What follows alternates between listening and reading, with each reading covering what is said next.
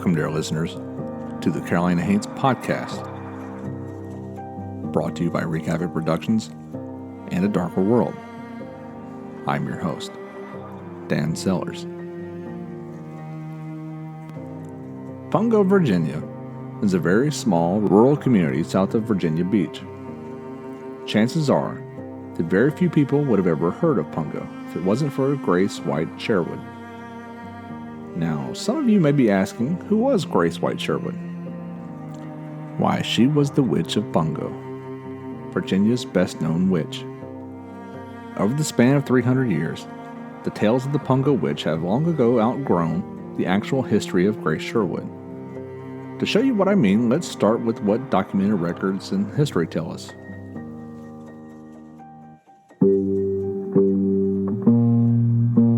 Grace Sherwood was born in 1660 to John and Susan White. John White was a carpenter, and he also owned a small farm.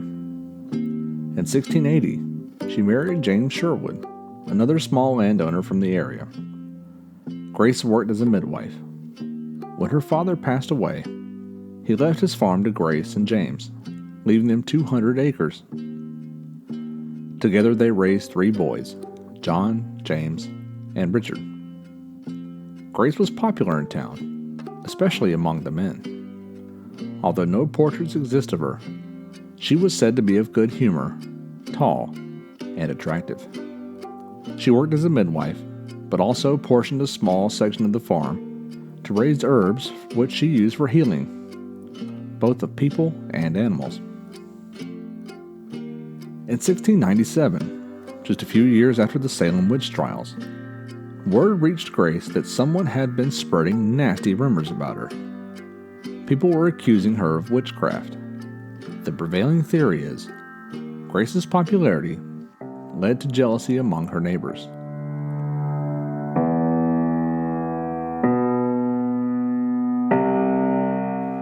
The Sherwoods attempted to nip the problem in the bud.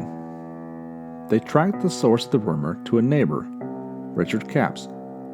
The Sherwoods sued Capps for defamation of character.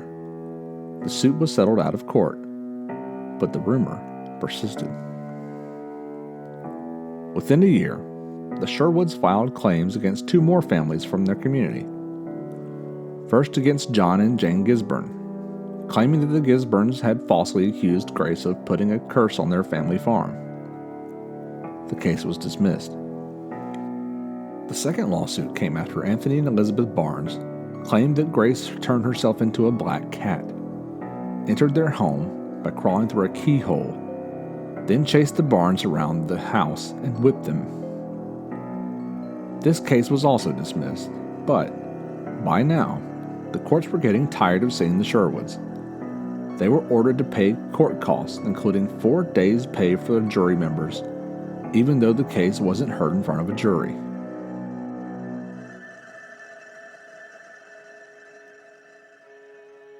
In those days, the church was heavily involved in court cases. It was the ecclesiastical influence that stirred Salem into a frenzy. But that influence didn't reach as far south as Virginia. Virginia's religious leaders tried to avoid charging people with witchcraft, and instead focused on elements that they saw as divisive to the social stability of their community. Gossip, slander, and fornication would get you in hot water in the blink of an eye, but not so much witchcraft. However, witchcraft was still a crime, and if the evidence was overwhelming, Virginia would, and did, try people for it. And it was getting harder and harder for the court system to ignore Grace Sherwood. 4 years later, in 1701, James Sherwood died. Since he did not have a will, the family was required to make an inventory of James's belongings for the county records. The Sherwoods were not wealthy people. James's meager belongings consisted of, quote, 1 old bed and blouster and pillows and bedstead, and a few old blankets being all of ye bedding, and 1 poor mangy scabby horse, end quote.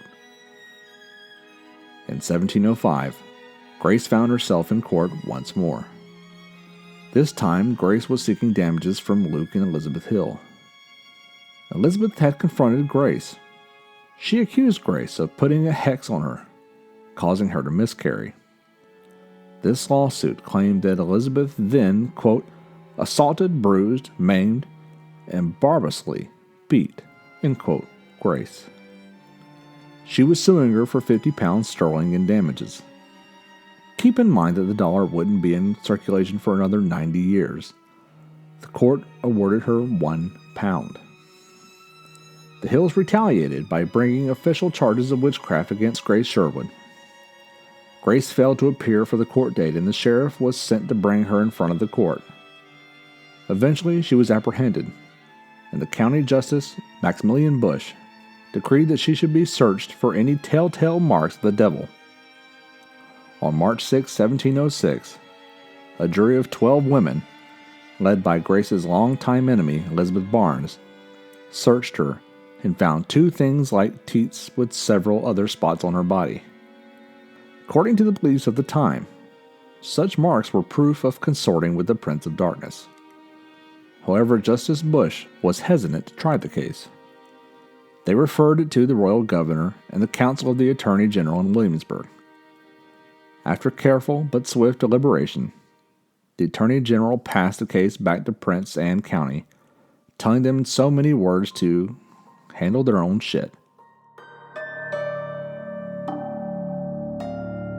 Grace was taken into custody in Pungo while the sheriff was sent to search the Sherwood property for further evidence.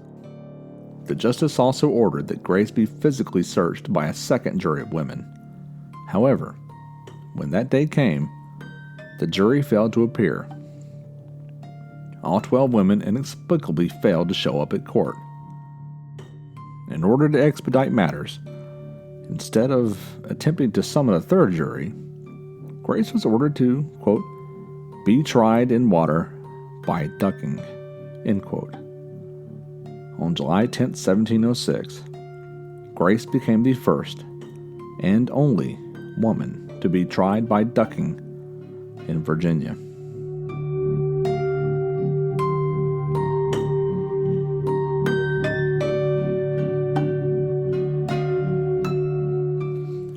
Grace was brought to a place on the Lynnhaven River known today as Witch Duck Point. She was stripped naked and then bound by tying her left thumb to her right big toe and vice versa. This left the victim trussed up in basically the fetal position. They then rowed her out to the middle of the river and threw her overboard. Similar to the practice of dunking, it was believed that if the woman survived, then she was guilty and would be put to death. But if she drowned, then she was innocent, but still dead nonetheless. County records clearly showed that Grace swam back to shore despite being tied up. She was immediately searched again for a devil's mark by 5 of the village elders. They found that, quote, she is not like them nor no other woman that they know of, having 2 things like teats on her private parts of a black color, being blacker than the rest of her body, end quote. Grace Sherwood was taken into custody to await trial, but no trial ever came. There are no official records of what happened next, or why, but she was set free. The next time Grace Sherwood shows up on any official document is 23 years later when she filed her will. That will probated 7 years later when, on October 12, 1740, Grace Sherwood passed away. Thus ends the documented history of Grace White Sherwood. She's interred in Ferry Plantation Cemetery in Virginia Beach City. However, the legend of the Pungo Witch tells a more colorful story.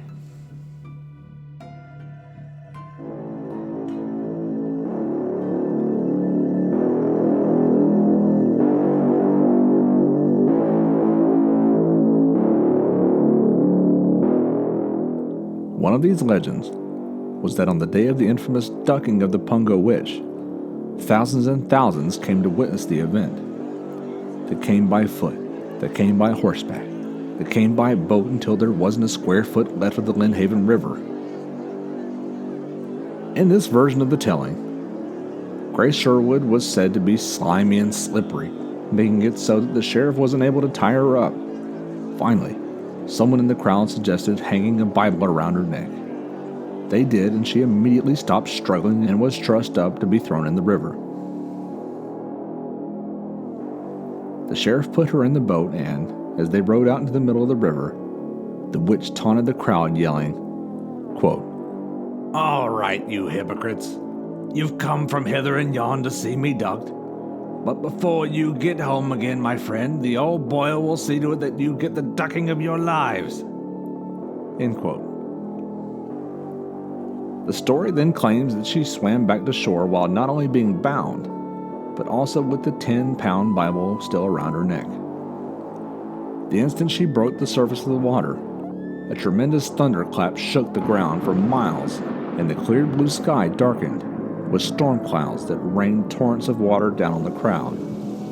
Allegedly, hundreds of people were washed into ditches and down the banks of the river to drown, while the cackling laughter of the witch could be heard even over the loudest of the thunderclaps. Now, the obvious problem with the story is that there are official county records documenting the event of that day, and none of them mention a thunderstorm or hundreds of fatalities. Plus, given the rural location of Pungo, there simply wouldn't have been enough time for that many people to congregate for the ducking. There were, at most, probably about 100 people. Then there are the allegations from Currituck County, North Carolina. The story claims that after being inexplicably released from jail, Grace Sherwood moved her family 10 miles south of Pungo to Currituck County. One afternoon, a group of people passed the farm in a horse-drawn carriage. When Grace learned that they were on the way to the river for an afternoon frolic, she asked if she could join them. The story says that the men were all eager for her to come along, but the women forbid it. Grace growled at the women. "All right, y'all go along. But I'm telling you that I'll be there before you get where you're headed for." The group continued on in their carriage to the water's edge. Then they boarded a boat to travel across the Currituck Sound. Suddenly their boat was overtaken by a large egg that chased them down from behind and drew even with the vessel. The men tried to break the egg with their oars but could not.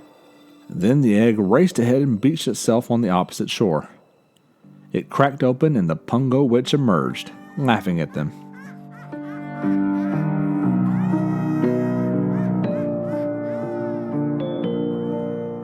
Grace Sherwood was brought to trial on charges of witchcraft in the Currituck County Courthouse and promptly convicted. She was sentenced to hang. When that day came, she was tied to the gallows and given the right to speak her last words. She asked the sheriff if he would like to see something that he'll never see again. The sheriff agreed, and she told him to send someone to the nearby tavern and bring back a pewter plate that has never been touched by water. The sheriff sent a boy who ran to the tavern, retrieved the plates, but then thought he would have a bit of fun. He dipped the plates in the rain barrel outside and carefully dried them off again. When the plates were given to the witch, she smacked the boy with them and said, "Go back and get 2 more plates, and this time don't dip them in the rain barrel." Terrified, the boy again returned with 2 more plates. The Pungo witch placed 1 plate under each of her armpits and laughed maniacally and spread her arms. When she did, the plates did not fall to the ground, but instead transformed into bat-like wings, and the Pungo witch flew away.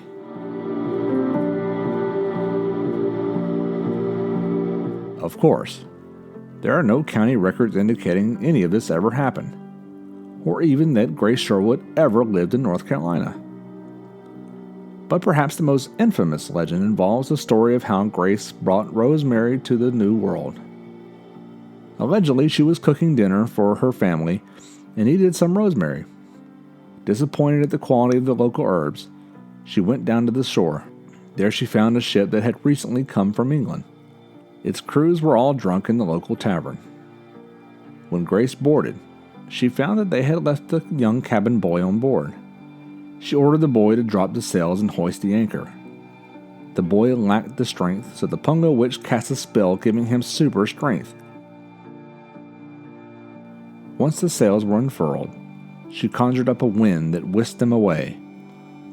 In those days it took 2 weeks to cross the Atlantic, but, driven by the witch's wind, they reached England in just a few hours. She then gathered up some of her favorite rosemary, and they sailed back to Virginia before the sun rose the next morning.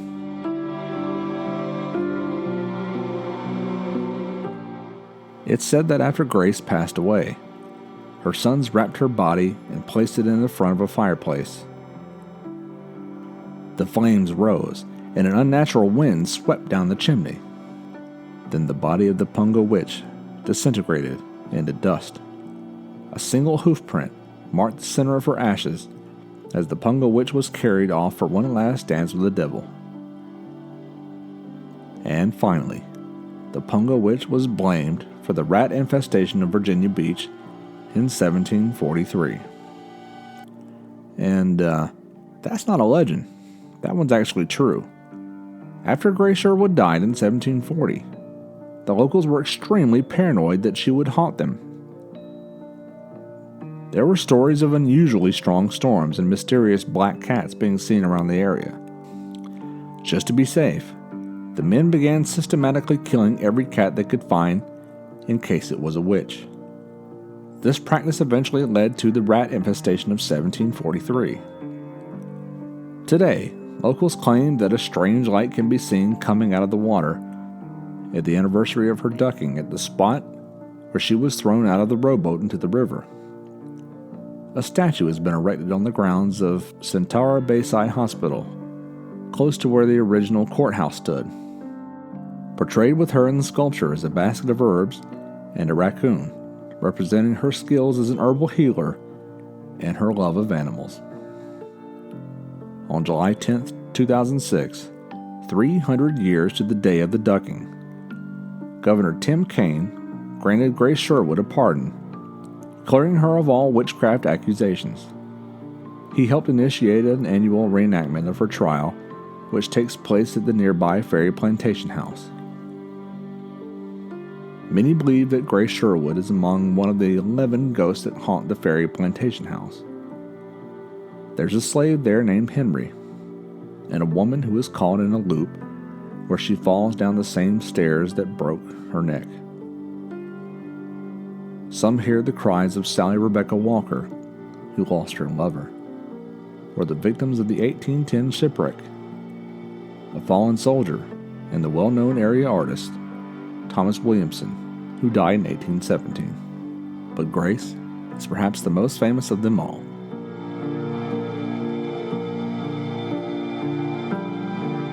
To find more about this story, check out Virginia's Supernatural Tales, Ghosts, Witches, and Eerie Doings by George Holbert Tucker. You can learn more about Ferry Plantation House and Grace Sherwood from wikipedia.org and colonialghosts.com.